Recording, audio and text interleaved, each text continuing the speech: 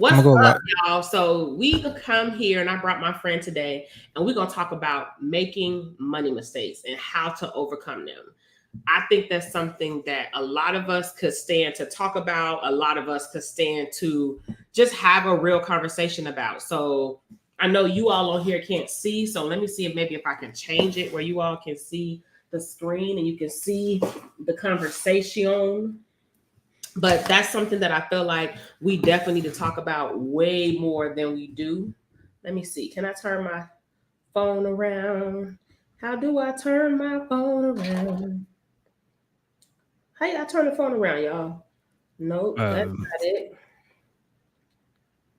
How do I turn the camera around? Series, guest, host, flip camera. Bam. So if I turn it there, you all can see that we're both talking. So you can see us. Um, and then I'll switch it. I'm gonna leave it right here. But now I know what to do to flip it around. Do bam. Okay. We locked and loaded. So we want to talk a lot about overcoming money mistakes because I feel like this is something that all of us have dealt with. If you talk to somebody who say that they haven't made any money mistakes, chances are they are lying because it is impossible to not make any money mistakes. And of course, it sounds cliche, but truthfully, only a fool knows everything. So you're going to make mistakes, even if you have somebody there to tell you how the road goes and what the road looks like. Your road is going to look different than theirs. So, you know, it yep. is what it is. But either way, we're going to talk about it.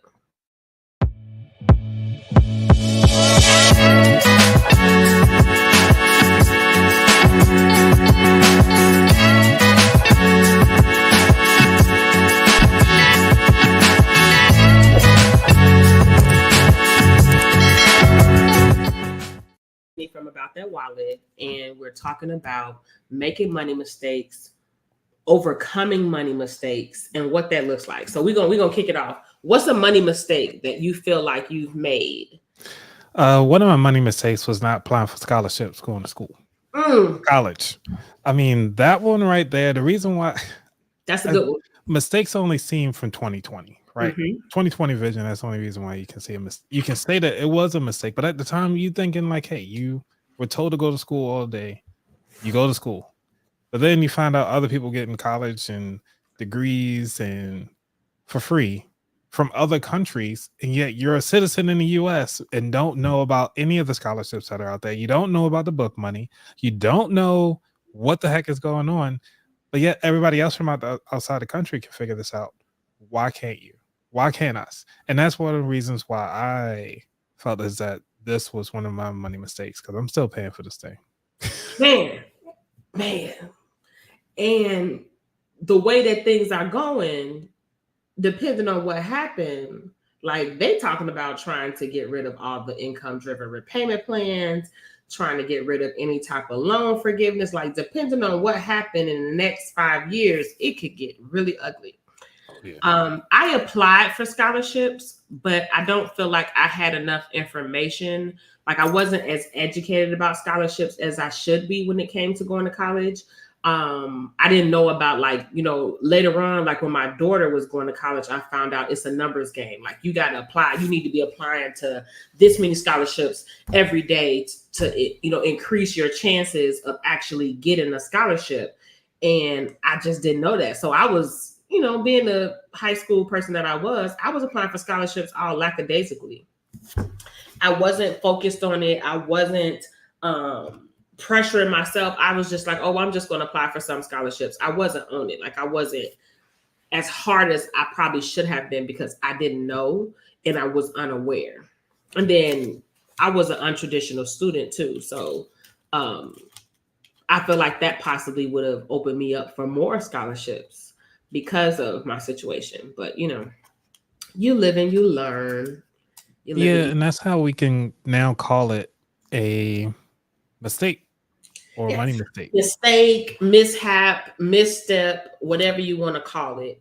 I feel like we should normalize them, and we shouldn't. I don't know how, we always get into these conversations and like, because men handle things different than women. For women, a lot of times we beat ourselves up, we criticize ourselves, we'll put ourselves down because we feel like, oh, I shouldn't have did this, or oh, we'll be embarrassed or ashamed about the money mistake that we made, and it'll be like something that'll really weigh heavy on our chest that we did that, and we'll always think about it. And then sometimes subconsciously we'll have problems sleeping, just different things, because it'll be weighing on us, especially if we have somebody that's dependent upon us. Like if you have a child or a family, maybe you take care of a parent or something, and you make some type of money mistake, sometimes you'll beat yourself up even more. That's what I find happens. So I feel like I want us to normalize them so that we are just better understanding and forgiving of ourselves when it comes to us making money mistakes.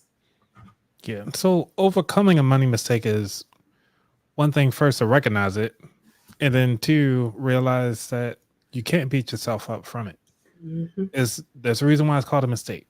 It's one of the things that we tend to hurt ourselves a lot and feel bad that, oh man, I really wish I could have did this, or I wish somebody had told me about this sooner. Oh man, what am I going to do? And then you don't do anything. Like either A, you can go educate yourself, listen to podcasts like this, listen to live shows, or even do your own research and share that information with somebody who are going through those particular uh, things that you kind of wish you would have known before. So these are the things that I really wish we could do more of, is to bring in the notion that you're alive, you're breathing, you have that opportunity to change and actually educate yourself. This is a choice that you decide to make or not make, but this is something that you need to do to continue on to really spread the wealth of knowledge when it comes to the things that you've gained and obtained because you made those mistakes. Sorry, I pressed the wrong button.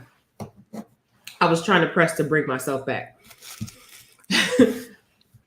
So what I want to say is, for somebody like, okay, I've made this money mistake, or I messed up, or I fell behind, or whatever the case may be, because a lot of times people allow things like this to derail them on their journey. What do you think is the first step? You share yours and I'll share mine. What I typically tell my students is their first step, like how to overcome it. So the first step to overcome it is, one, to write down what is the mistake. You have to first acknowledge it. Because if you don't acknowledge it and give it a name or give it a season or give it something of its own entity to realize that it's not you, I say that's the first step. The second step to go beyond that is to then figure out, well, what were the possibilities? What did you have in your repertoire, in your toolbox, or in your knowledge or your money toolbox at that time to actually overcome that particular issue? Why did you choose that issue? So you acknowledge it, you're trying to figure out your why. And now that you understand those two, I'll say the next thing would be is to then start taking steps forward, either A, to put yourself, to not have yourself in that predicament again. And, I'll say the bonus side of it is to actually start teaching it to somebody else. Because if you can just take the knowledge, take advantage of it if you want to, that's fine. You can do that. But there's others like you and I who are taking advantage of the situation and actually spreading the knowledge, and so that people don't make those same mistakes. Okay, so I know I kind of went beyond your one step. But that's fine. That's fine. More information to me is always good. I think that those were great steps, and it's a good way to start yourself on that journey to be able to overcome them. One of the things, I think acknowledging it is a good step, because a lot of times the first step they take is avoiding it. So I think acknowledging it is very important. I typically tell them to give themselves grace. So give themselves grace and be patient with themselves, and start to humanize themselves, because I know we in the world of AI, but we still humans. We not AI. So we're not going to be able to operate in perfection. Practice only makes progress because nobody's perfect. So that's one of the things I tell them to give themselves some grace. The second thing I tell them to do, well, I guess technically the third thing is going to be to practice gratitude. So, yes, you made a mistake. Yes, you had these problems that you had to deal with, or that setback or whatever that happened. But let's stop and think about what you've accomplished up to this point. Let's not focus on the thing that you weren't able to do or the mistake that you made. Let's focus on what you got right before that. What have you done? Where were you a year ago? Where were you 5 years ago? Where were you 10 years ago? Like, you've made progress since that point. Let's talk about that, and talk to yourself. If you have to create a win jar, which basically is a jar that you keep small pieces of paper, and when something good or you accomplish one of your goals or something, you put it down in this paper. So having a win jar is crucial in this moment, because this is a perfect opportunity to go in that win jar and just look through all the things that you've accomplished and did. Yeah, I made a mistake, but I've done some great things, and sometimes that can help and remind them and kind of bring them back. Like, yeah, I made a mistake, but I've been doing some, like, let me keep going so I can continue to make this type of progress. So typically those are the first steps that I like to tell my students, whatever, to take, because it starts to work on that mental part of the process. It starts to work on that part that's causing them to avoid it in the first place. Like, let's actually lean into it. Let's lean into it instead of avoiding it, Yeah. Hi, Lisa. Yeah, Lisa, she has a really great how'd you say YouTube channel that talks about stocks. Oh, okay. I feel like I've seen her on your thing before. Money Yeah. mistakes. I should have invested more when I was younger and strive to stay out of credit. Baby, amen. Right. That's what I said. That's a good one. Amen. Hallelujah. Can she get some horns? Right, hold on, I got you. Or something. I give her some horns. I was playing with my music earlier. There you go. Because that's facts. I so wish I would have invested more when I was younger. I wish I would have known about investing. I wish I would have not gotten into credit card debt at all. I wish I would have stayed away from them credit cards. I mean, if that was the case, I would have never had this show. Huh? I would have never had this show if I wasn't in credit card debt. I probably still would have had it, because once my friends and family start to realize that I were learning about money and I was making headway with things with my finances, they all start to come to me to ask questions. Like, my best friend to this day, he calls me, when he calls me, he jokes and he's like, my most trusted financial advisor. Like, he said it like a Nigerian accent, because we grew up around a lot of Nigerians, so we can kind of imitate the accent. Right. So that's what he calls me when he calls my phone, like, to this day, because they started to see me as a resource. And that's what really let me know, like, oh, wow, people need this information. Like, it's not just me, because I thought it was just me on the island. Same. And nobody else was dealing with this. This was just little old me. The rest of the world is doing fabulous with their finances. Here I am over here in the corner making all the mistakes, fumbling and trumbling and hitting my head. So once I started to see that, I probably still would have, because that's when I realized it was something that was needed by others. Yeah, I mean, telling you, like, that feedback from somebody else to feel like you're not alone is so magical. Clutch. It's clutch. Yeah, because it's like, man, that's how I met you guys. To buy a house. I'm like, yeah. How did you do it? What did you have to do? What did you do? Like, just start coming to me with questions. I'm like, oh, And I'm in my head like, oh, he don't know how to do this either. Right. Like, I've been there. Now, lo and behold, we all went to high school together. Like my best friend, we went to high school together. So I've known this man for a long time. I know he don't know it. Like, I don't know what it is. In my head at that time, it just wasn't occurring to me. And I think that's one of the things is like we always assume that everybody's doing okay. We always assume that everybody else is doing good. We always assume that they're doing great. We're the only ones not doing good. Absolutely. Yeah. Absolutely. Man, because I didn't tell anybody I was in debt until after I got out of debt. I lost my whole house and didn't tell people. And here goes the thing. I lost a friend when I was losing my house because I didn't come out and tell them. And how they gonna be upset? Okay, I guess we got to tell story time. I guess we got to tell story time. The story. So at the time that I lost my house, I was working at the Postal Service, and it was 3 of us. It was me. I'm not gonna say no names, but 2 other females. We're gonna say J and G. Okay. And so G still follows me on social media, and we talk kind of sometimes to this day. J gone. J been gone since this point when I was dealing with this. Because so I got injured. So I bought my house. I think my closing date was like October 28th, 2010. Well, you don't pay that first mortgage payment. So I didn't have to pay a mortgage in November, but I had to pay one in December 1st. So I paid my mortgage December 1st.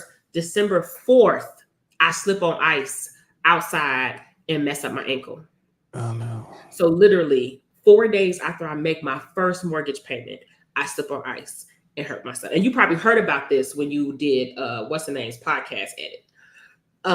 Yeah, I did hear about it. So did that, and then I had to work on my bad ankle for a while.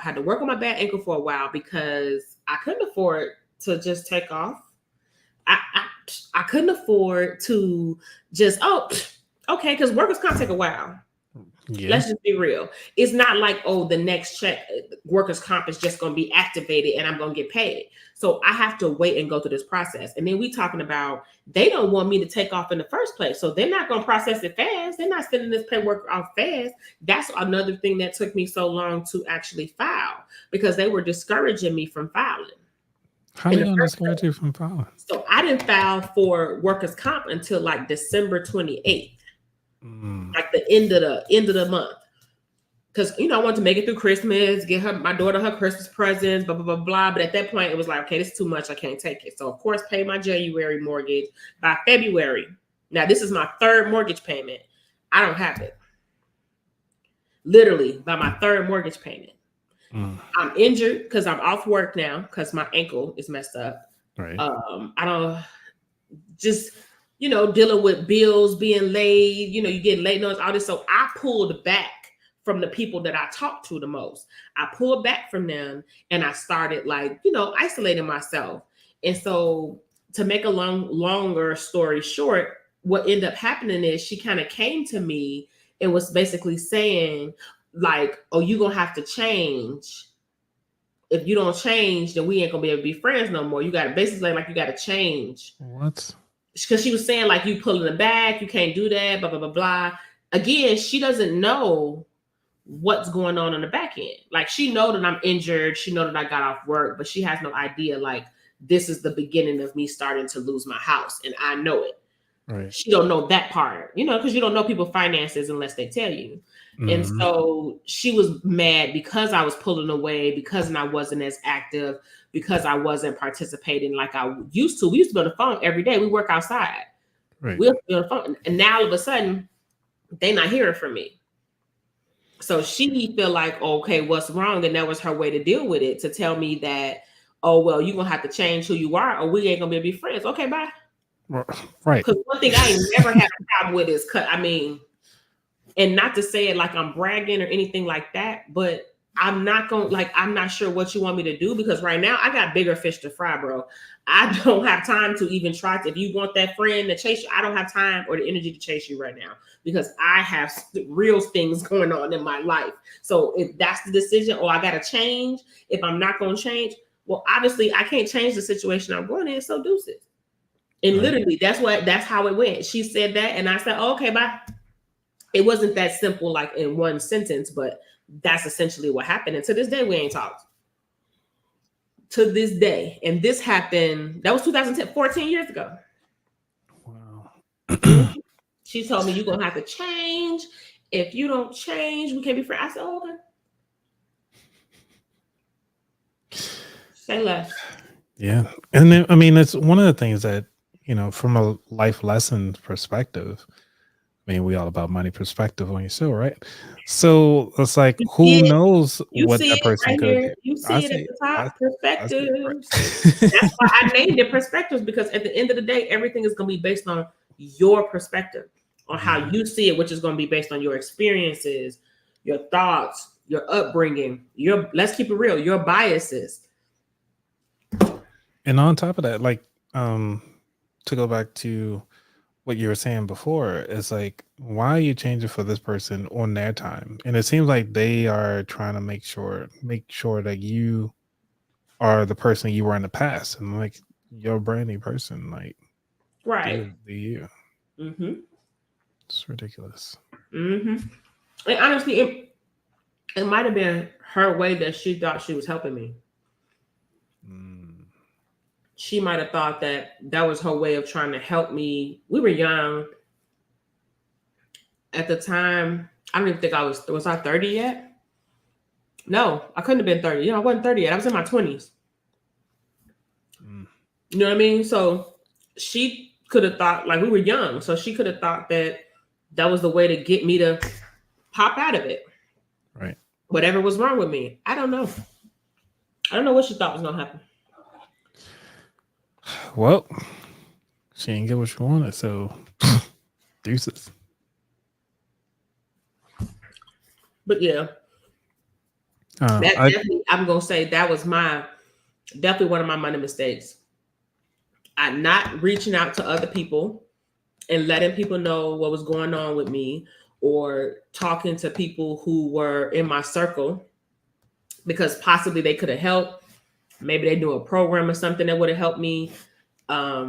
It would have possibly relieved some of the weight and stress off of me to have other people to talk to about, and instead of having to deal with it on myself while I'm in rehab for injury, which I had a boot, I had a cast, I had physical therapy, then I switched doctors, I had a boot, I had a cast.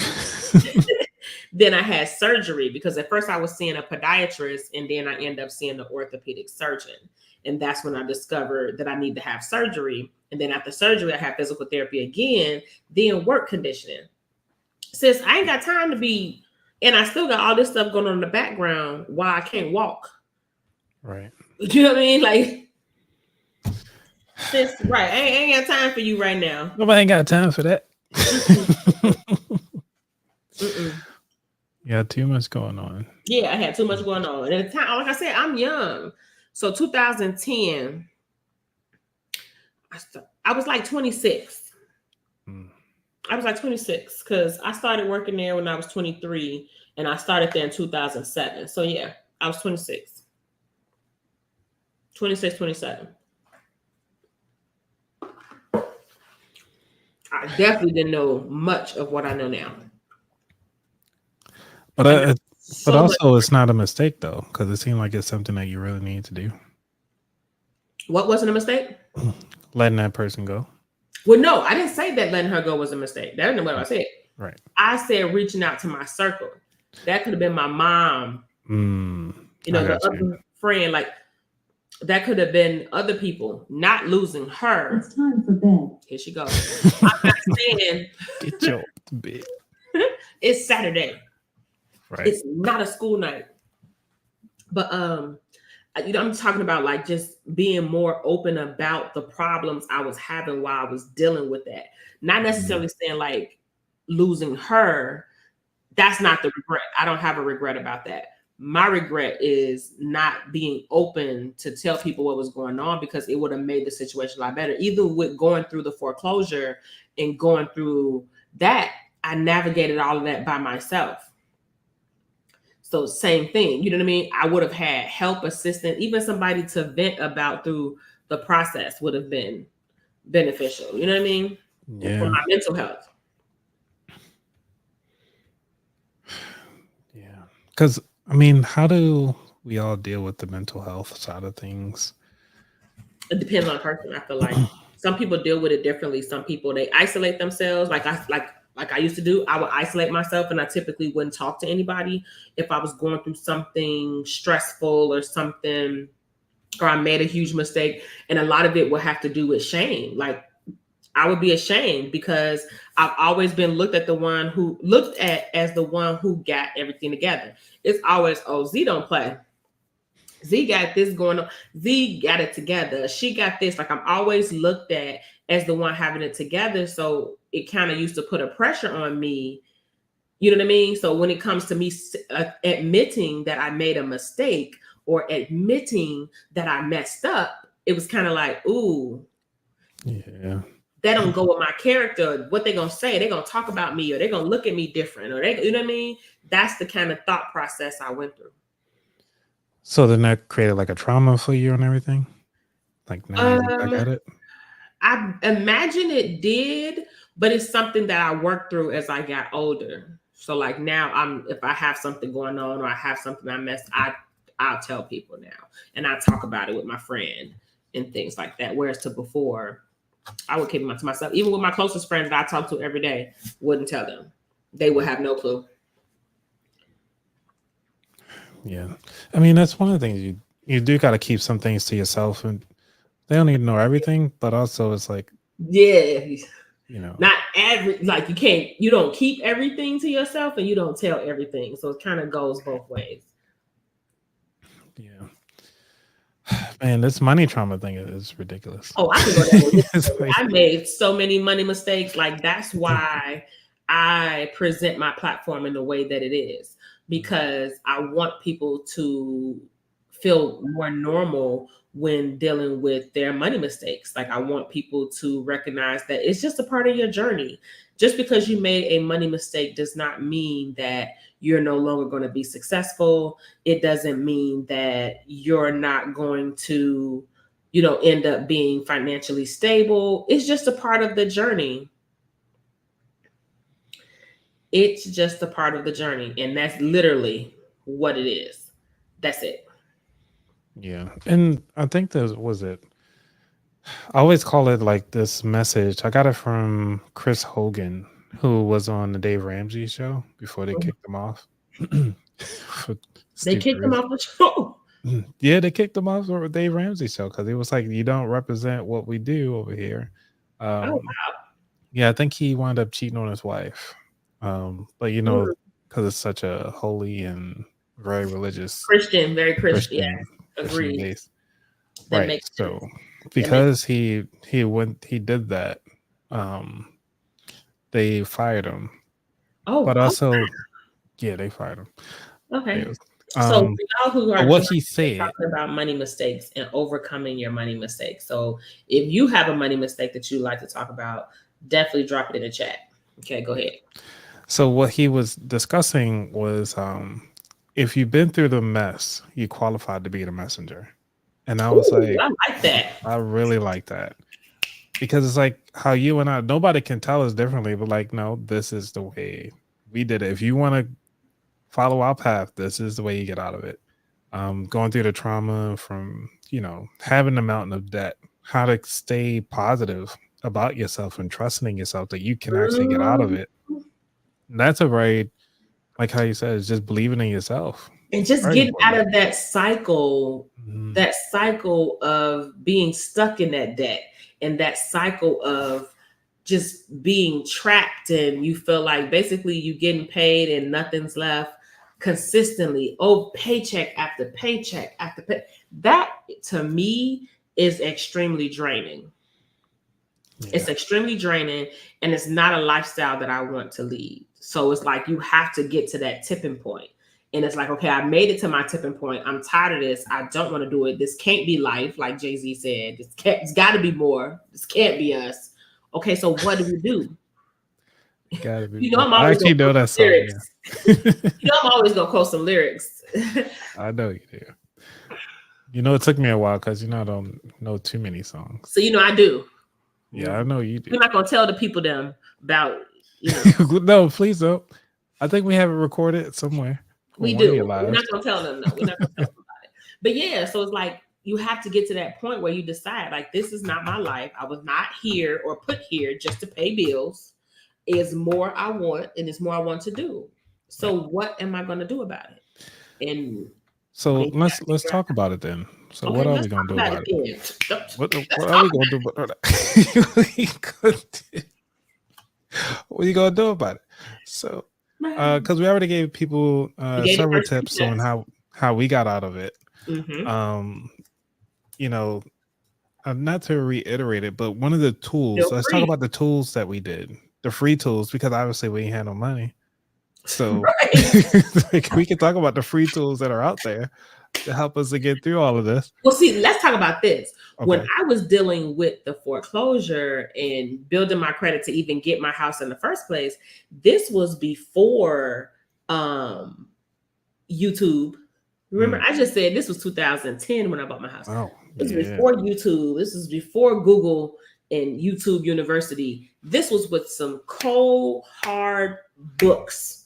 Okay. This is some go to the library and wait Oof. for them. This was some order and Can I go get wait some ad for horns for the mail. library?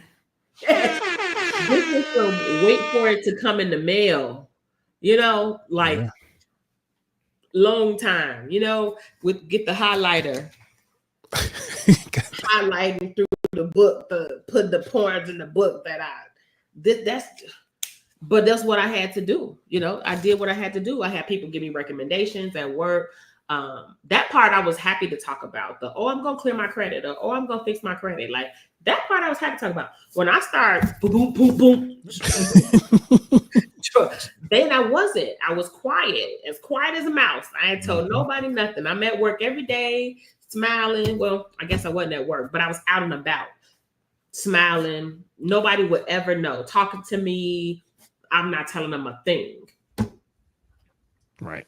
And you notice the people that usually talk a lot and things, and when they quiet, there's a reason why they quiet, because either something's really going on or they Yeah. about to come out as a new person. Right. Sure. For me, if I'm quiet, that means I'm around somebody I don't know, because I'm observing them, and I'm observing their character, and I'm reading them. That's mine. Oh, that's you. Yeah, that's my messenger. Oh, okay. But yes, and I'm reading them and reading their character. But yeah. Yeah. So one of the things that helped me out, I mean, I know we talk about the mistake for us like college and writing scholarships and stuff like that.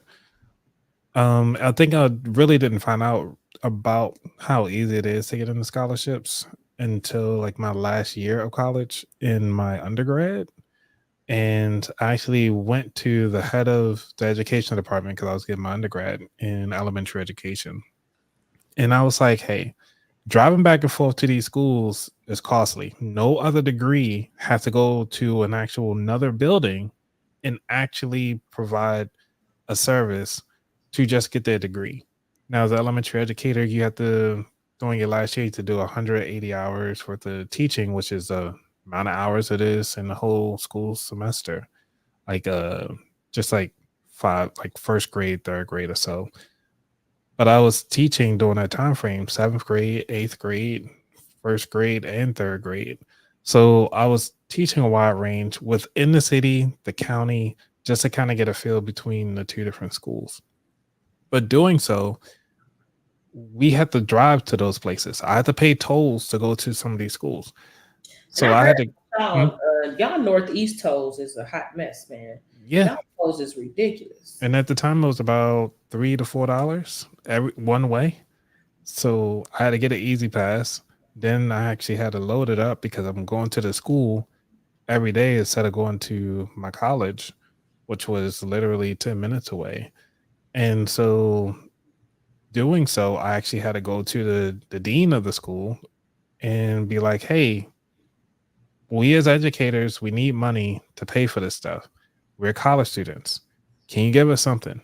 So they put us in contact with people. Was the first time they ever granted money to the elementary education department, and they gave us about $1,000 just to kind of start it. And I was like, well, this is the start because it will take care of all the tolls and everything like that. So the tolls were free. However, I'm not sure where it's at now, but I do plan to go back to actually ask them how is how is that program going? Because these are the things that you can actually implement as a student that they don't talk about. These are the other expenses of getting these degrees. And these are the other things that we need to start asking for when it comes to money. Like you need to learn how to write your essay. You need to learn how to promote yourself to get these extra funding for the things that you need. Yeah, I feel like that definitely makes sense. I feel like it's something that I dealt with when it came to my daughter. With my daughter going to college, more so than me. You know, when I was going to college, I had my daughter, so it was already an interesting journey. Um, so, what do you think would be your next money mistake other than not applying for scholarships? Would be similar to what Lisa said, investing. So, for those of you again who have joined, I see we got newer people on here. We're talking about overcoming money mistakes. So, if you have a money mistake you would like to talk about, feel free, drop it in the chat. Just want to keep you all informed. And also want to let you all know I'm having a webinar July 30th. It's going to be July 30th at 7 p.m. If you want to register for it, it's completely free. It'll be on July 30th. Link is going to be in my bio. Whatever you are watching this, the link will be in my bio there. For Facebook and YouTube, I can put it in the chat. For TikTok, go to my bio, click on the link, and you'll see the thing for the free webinar. But I think for me, in not investing early was also a money mistake of mine. But I don't know if I can classify that as a money mistake of mine. Because I didn't know that I should invest. So how would it be a mistake if I didn't know that I should be investing or that it was important to invest or how to invest or like anything about it? So how would I classify that necessarily as a mistake of mine? Well, that goes back to what I was saying earlier. Like mistakes are only done because it's hindsight 2020. During the time of you creating something or doing something, it's never really seen as a mistake. It seemed like, hey, this is the right choice of what I got. Right. You know, so that's why I'm really trying to change the word mistake, but also help to understand like really what is a mistake. Okay, so maybe that's the question. Classifying what do you consider to be a money mistake? And then I'll classify what I consider to be a money mistake. What I classify as a money mistake is something where I wish that I could have put the money towards something else instead of what I put the money towards at the time that I had it. So that's how I look at it. What I look at as a money mistake is times that I fumbled my finances. Like a quarterback who gets the ball and instead of throwing it to the receiver, they decide they're going to take the ball themselves and then they either get sacked or they fumbled it. Like I made the wrong decision and so I fumbled the ball or the bag. Or the bag, yeah. Correct. So that's what I consider to be my money mistakes. I consider that to be my money mistake because it's something that I did that I could have done better. Gotcha. That's what I consider like something that I didn't know. I couldn't do it better because I didn't know that I should do it better. I consider that to be, you know, you only know what you know. Right. I guess you could say lessons learned. I wish I would have invested earlier. It's so crazy. You get all these random invitations to go live together. On TikTok? Mm-hmm. Yeah, I was on Instagram. Nobody joined. Like, a couple people came in, but they just came and then went away. So I just stopped the live. So I've been showing them both views. They've been able to see me talk, and then I've showed them you when you talk. That's why I'm moving around because I'm moving the camera so they can see both views. So you have to give them variety. I'll get better at that then. I'm just messing with you. But yeah, so for me, I think my next money mistake would be, well, first of all, not the whole situation with losing my house and all of that. That wasn't my first money mistake, but that's just the mistake that I end up talking about.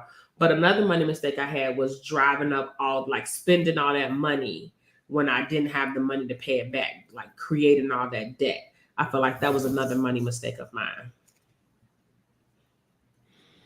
Okay.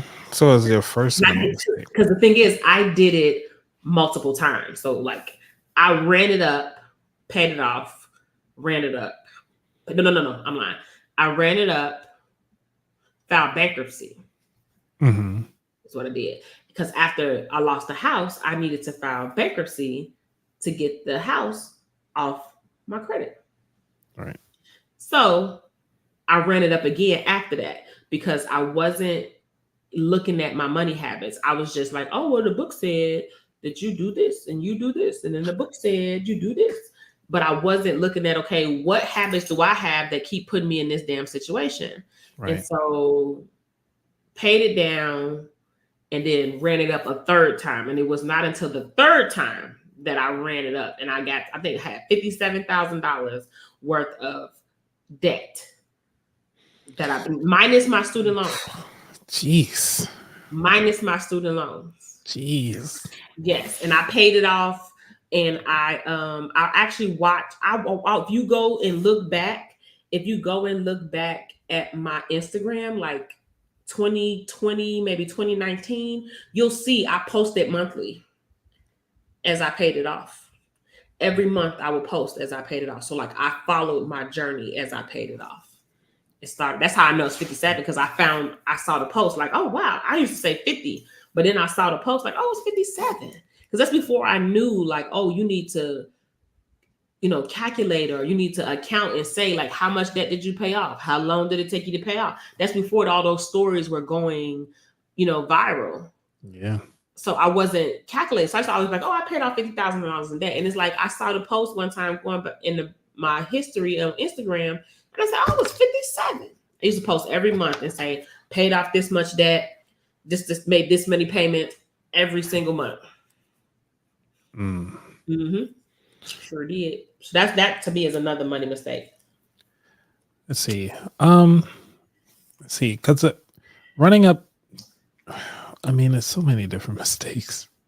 It is. Because I'm trying to think of conversation. It is so many. Thank you. Say it again. It is so many different money mistakes. So I want it to be more normal to talk about them because everybody makes them. Yeah, so I can say this. So for me, another one was actually this always happens with me with vehicles. So buying a car. I had a car paid off. I think I only paid like $2,000 for it. Mm-hmm. It was a 87? Yeah, 1987 vehicle. Drove nicely and everything like that. Mm-hmm. But the heater core went out. So it was leaking coolant inside the car. Ooh. So I couldn't turn on the heat or anything like that. But one of the things that I found out was that because I was also in a car club, and everybody was like, yeah, you can just bypass the whole heater core. That's what all of us do. And I was like, what you mean? They was like, yeah, the heater cores are bad in these vehicles. And I was like, thanks for letting me know. Okay, so right. I went only got a brand new car. Brand new off the lot, meaning like it only had like 14 miles on it when I was driving it. I even test drove it. I put the extra 7 miles on it because I was riding around. So they just gave me the keys. And so I got this vehicle, took it home. I think it was on like a Monday. By Saturday, I found out that I could bypass the heater core. Went to AutoZone for $7. Bought the tube. Came back, fixed the whole vehicle for $7. And I was like, now what I do?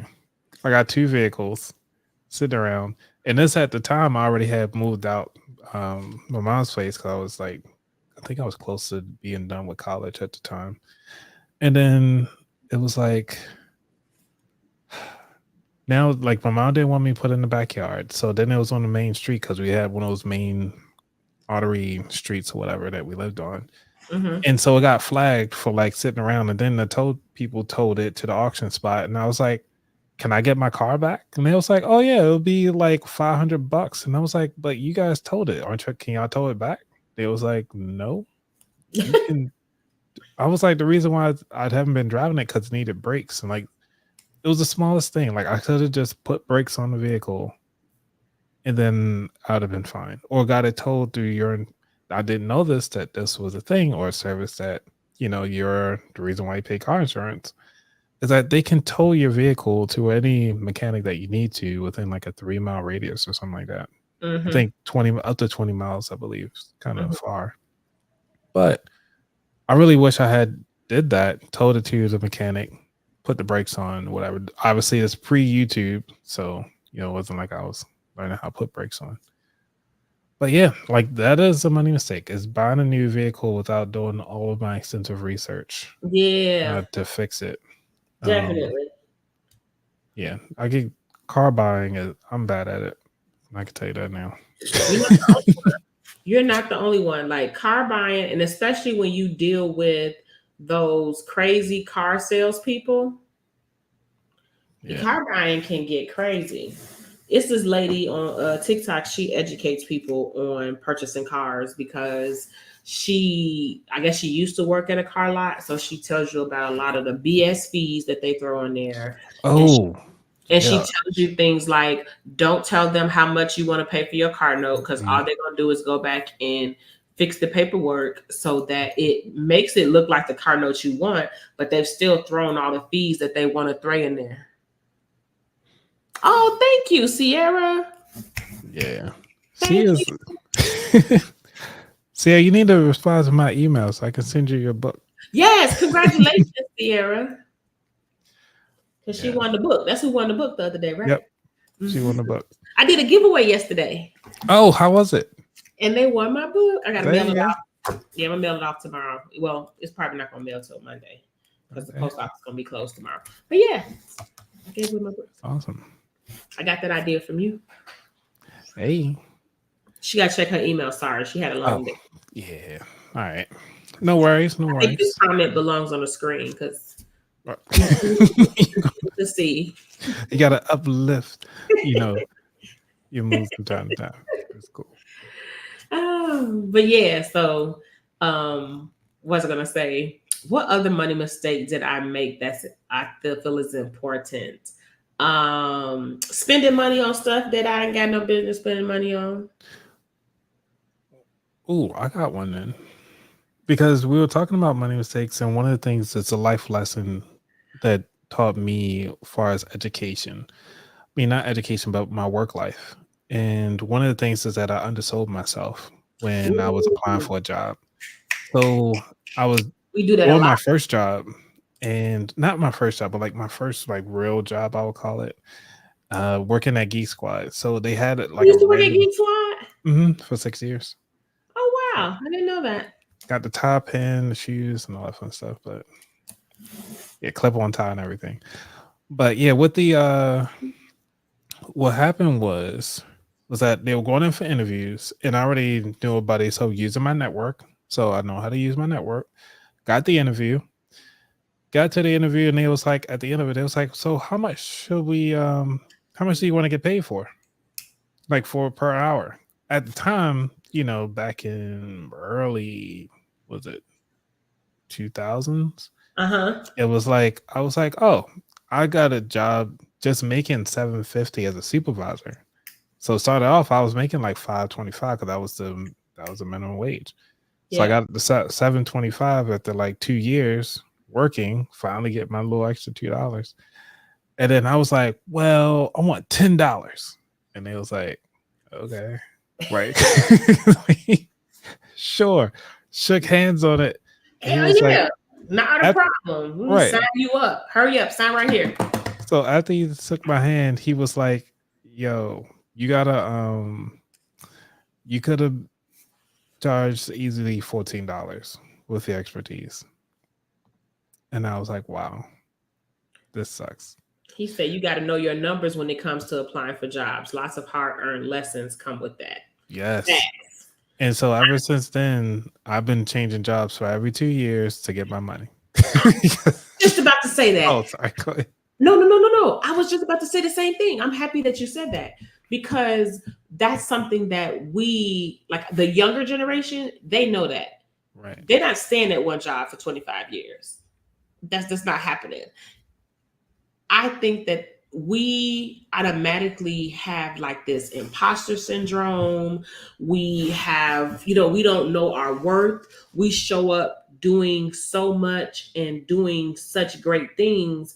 But when it comes down to actually negotiating our salary or challenging, and I think that also goes back to when we were younger, we were taught not to challenge authority. We were taught not to question authority.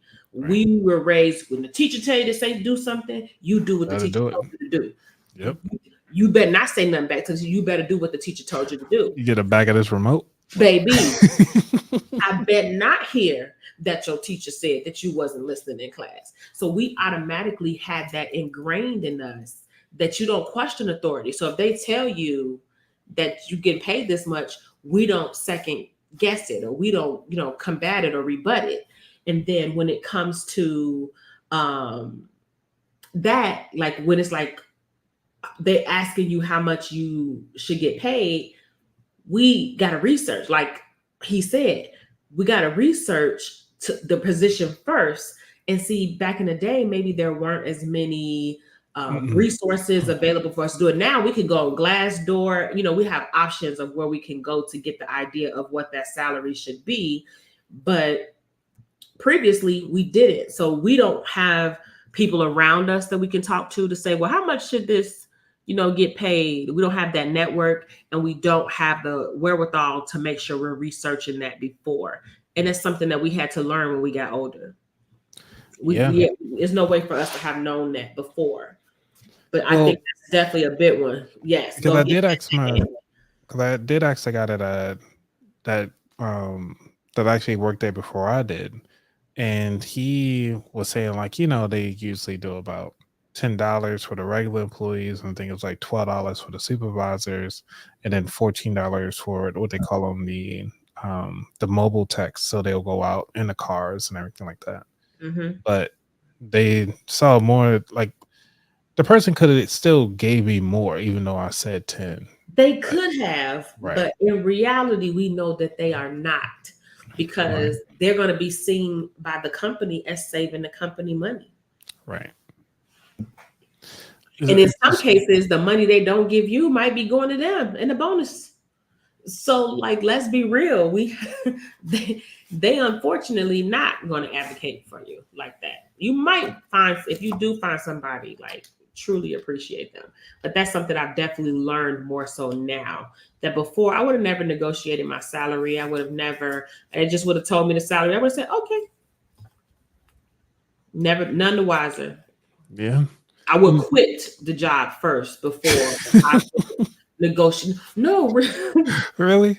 Seriously, I used to work at this place called Superior. Well, I guess I'm not going to say the name. I'm not going to go through the full name. But I used to work at this company, and I was like an insurance account representative or whatever. So basically, whenever they had a patient, I'm not going to say what kind of patients or what we did with the patients, but whenever they had a patient, if they was going through the insurance, I would help facilitate that process. If there was any issues, anything required, anything like that. And so it was like this program. I didn't have a job, but I had this program. You go, and you know how they have like those community programs, free job training, come for this. And so I came to the program for this one position, but when they saw my resume, they was like, oh, wait, hold on. We want you to come work and be an account, an insurance representative. Like, we don't want you to do that. We want you to come do this. But they have the knowledge that I was already willing to do the pay of that, even though the job they were putting me in was higher than the job that I was coming to, apprentice or go through the training program for. They knew I was qualified for the other position, but they did not pay me. So it took me, I was probably there for about maybe, I'm going to say I was there for maybe close to a year before I like got cool enough with other people where we were having conversations and found out I was getting paid like $3 less than the Oh, person sitting next to me. bro. And we looked the same. So it wasn't nothing to do with any type of racial anything. Right. It was literally like, oh, we know she was already willing to work for that lower amount. So we're gonna put her in this role, but for that same lower amount, and she'll be none the wiser. And you know what I did? I Quit. quit. I had to do the same thing. Yo, we can go back and forth on these things. Yeah, that's what I'm saying. Like it's I just so didn't. many times that the things happen. That's what I'm saying. Overcoming money mistakes. Yeah. It's just so many instances. It's gonna be. We could talk about this for 3 more hours Right. and still bring up 15 more money mistakes that we made. None of that changes where I am right now, and that's why I want to have these conversations more often to make people be okay with having money mistakes. Yeah. So I mean, we're still gonna ask the people. So, what are your money mistakes that you feel that after hearing our money mistakes? What are you guys' money mistakes? Nia, if it's okay, I can open up my phone lines if you Oh, want somebody to sure, call in. absolutely, absolutely, Yeah. positively. So if anybody want to call in to us and actually share their Oh, story, can you share your? You can't share your banner, can you? no, but I did put the phone number in the back end. So Oh, it's you eight sure three did. three 699 2558. If anybody want to call in to share their money mistakes. That's right. Yeah, you got the people on TikTok too. I do. The Tiki Taki. If you all want to, let me go tell them. All right. If you all want to call in and talk to us, you can call 833 699 2558, and you can call in and talk to us, and we can talk about your money mistakes. And we're just having a conversation, sharing the different money mistakes we've made, the things we've experienced, how we overcame those money mistakes, how we dealt with them, or how we didn't deal with them and should have dealt with them in my case. And it's just realizing that there are so many different mistakes that have been made. And if you're interested, we're over on YouTube. So you can go over to my YouTube channel if you want to be able to see the different view that I keep showing. But if you want to call in, it's 833 699 2558. Yep. So while you're sharing that, because one of the things that happened, I think a lot of us had this issue as well, which is barriers. And one of the things I had to get over is when I'm giving away money, just to give it away and not to expect it back. Because my expectation was like, oh, okay, they have their best interest. They want to pay it back. They don't pay that back. They don't, and they have no interest. And a lot of times, their actions, like they might not come out and tell you, but their actions will tell you. They have no intentions on paying it back. They don't feel like they owe you to pay it back. I have definitely experienced that many a time. Many a time I have experienced that. Yeah, because I think one time I had one of my buddies, like I think I gave him $500. But when I found out that $500 is the threshold to take somebody to court, I was like, cool, I need a photo with you and the check. I need a photo. Like I handed him the check, took the photo like with him right there, hold it front face and side face. I was like, you go to jail. Not a mugshot. I sure did. Give a full mugshot with that check. Plus, had him sign in the like an agreement that say like, hey, he's going to pay this back. Plus, he was going to give me a CD changer, a 10 CD changer, and remember the radios that you're able to take out The with the A-track. face plates. No, not the Oh, with the face plate. yeah, yes. the CD changer with the face plates you had to take off. Yes. So he was supposed to give me back $200 plus that, and the subwoofer he threw in, like an amp that he threw in there too. So I was like, all right, cool. So that was our agreement. He gave me the $200 plus the equipment, and that was in my car. So that was how we worked it out. And I was like, cool, everything paid in full. I gave him back the contract that we agreed and said it was paid in full. That was it. So, I mean, but after that, I figured it was a lot. So I stopped doing that. At this point now, it's like, you know what? I know y'all ain't gonna pay it back. So Me, I've gotten burned from people living with me and supposing to pay me. Supposed to pay me obviously as a part of the agreement of them living with me, and then me getting stiffed on the money that I owed. Yeah. That happened to me twice. Mm-hmm. Twice? Like what? How did it Technically happen the 3 second times. time? 3. Different people. They're not the same Oh, people. Mm-mm. got you. It's 3 different people. Yeah. So now, do you just give away money, or you just kind of like, Now nobody will stay with me. I stay by myself. Oh. Got that. If you stay with me, it's through Airbnb. Which means that you're not staying with me. I'm just using for Airbnb. As a third part. Yeah. Yeah. I'm not. You just can't stay with me. Mm-mm. Oh, so you charge them? You set it up in Airbnb and they pay every. No, I just don't. I don't rent to people. I know. I do Gotcha. it. Yeah. Gotcha. That's the only way you stay. Yeah. I just don't, because every time I've done it, I've gotten burned. Literally every single time. Yeah, I mean, but all these lessons have taught us A like, lot. Taught me a lot. Absolutely. About people. And now I'm starting to see why they put warnings on everything. They do. They do need to put a warning. Yeah.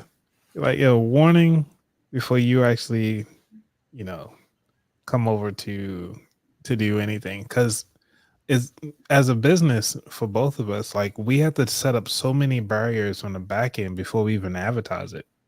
Like, for like how you have your group that you're trying to set up for your webinar, you got this whole slew of stuff that is, if I'm not mistaken, years of content that you've condensed for this webinar. Mm-hmm.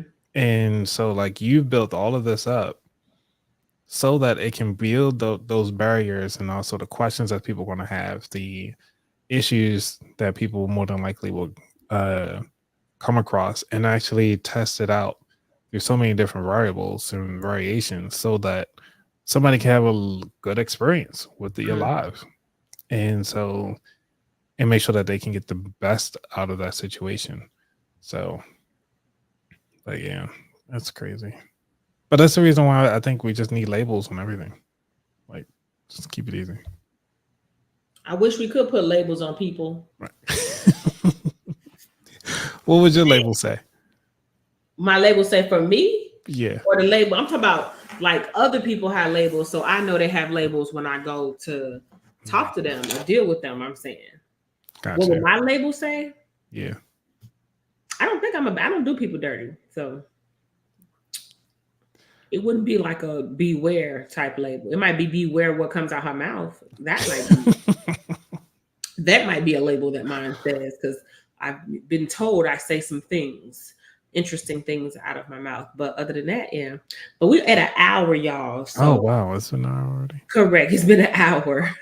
That fast. So we're going to wrap it up. If you have any additional questions, it doesn't look like I see people. It was people on here. I got one person still here on TikTok. If you got questions, let me know. Drop them in the chat, because we're about to get off of here. I'm going to go. Oh, somebody just see. Who is that? That's on your channel, on your YouTube. But yeah, so drop your questions. Any last questions you have, drop them in the chat. Let me know, because we're about to get out of here. It's been a full hour. I'm going to try to see if I have time to go live tomorrow. I probably should have time to go live tomorrow, but I'm trying to go live consistently up into my webinar. Gotcha. Yeah, because I've been getting a lot of questions. Like a lot of people want to know if it's a replay, if there'll be a replay, and it will, but you just got to register for it. And then I'm trying to continue to get the message out there that the webinar is happening. So where can they register at? So if you type Money Moves in the chat, then I'll drop the link, or I can just put the link in the chat. I can send it to you. Hold on. To your love, you got to hold on. Yeah, that's the reason why I don't do karaoke. Why? Because I can't sing. I can't sing either. Oh, you got a Bitly Of course, I got a Bitly. to sign it. You don't have a Bitly? Nope. Huh. I have a lot of links, bro. See. I have a lot of links. Yeah, I got the because one of the things I'm working on is, like I said, I was just telling you on the pre-recording on the back end was trying to get this this luggage. That's what I want to get. Hopefully it's not a money mistake. You got to buy it in bulk? No. I just got to do one off. Oh, yeah. But it's like You just 170. use it for yourself. It's 177 for it, but I'm like 177? For carry-on luggage. So you can't just buy a You can't buy some stickers. no. No. I wasn't gonna say stickers. I was gonna say you can't buy an airport cover. I mean a luggage cover. Oh, I never even thought about those. Why don't you get a luggage cover instead of buying a custom luggage? Get a luggage cover that goes over your luggage. Luggage. I didn't even know those existed. Custom luggage cover. Okay, look now. I send you an invoice for the amount of money I just said. See, I do this. Okay, so how much are these luggage? It's only $10. And that's what I'm saying. They're gonna be cheaper than $177. Well, let me see if I can get a printed one. And they get custom ones all the time because people make jokes and they put funny custom. Right, I seen those on Instagram. Yeah, correct, exactly. So just get you one of them. Yeah. 177. Man, please, you can send it's me only like $15 at on Amazon. Hey, so what? You worth $150? I'm worth more. I'm worth more. Okay, I was only going to get one for me. Like, I know, but still, you are worth more. Yes, $177. Yeah, I was just looking at it. But yeah. Let's stop. Think about the cover. Don't do that no more. Don't look at it no more. All right, I need to use my network. All right. See, look at that. Right. Lesson. $1, right? So if you guys got these questions, like I do, random questions, go ahead on and please hit us up. Yeah, because we're about to jump off here. Yes. Your girl is tired. You can see it in my eyes. I'm tired. Right. Some bags. Yeah. Oh yeah, and for my call to action, make sure you guys follow me at About That Wallet on all social media platforms. You can follow me at aboutthatwallet.com. Sign up for my newsletter. I am working on it. It has tons of information in there. I'm doing grants this time. I'm doing scholarships as well because schools are coming up. Email newsletter. So if you don't know who he is on here, his name is About That Wallet. You can find him on YouTube, aboutthatwallet.com, and literally spelled exactly like that. About That Wallet. Like, let's talk about that wallet. There we go. And also, like with that, I'm putting in like your money tips, ChatGPT prompts. You're getting surveys to make money. So you're making money by filling out these surveys. You don't have to go nowhere. You can just sit on your computer and just fill them out while you're watching TV or something. I need to get paid. Yeah. I did a couple of them. Focus groups, but the focus groups, they don't ever pick me. They never picked me either. They was like, you missed out the demographic. So that's why I picked up the survey. So I'm through Survey Junkie. So that's what I'm using. Just to make some money on the side. It's like quick, easy money. Yeah, so I have all that in there. So I haven't seen any questions, so I'm going to hop off of here. Yep. It's been great. You all have been fabulous. Bye for now. All right. You got outro music? Not on TikTok. All right. What on wow, she was on there for 46 minutes. All right. Okay. All right, y'all. We will catch you all next time on the next video. We'll see you next time.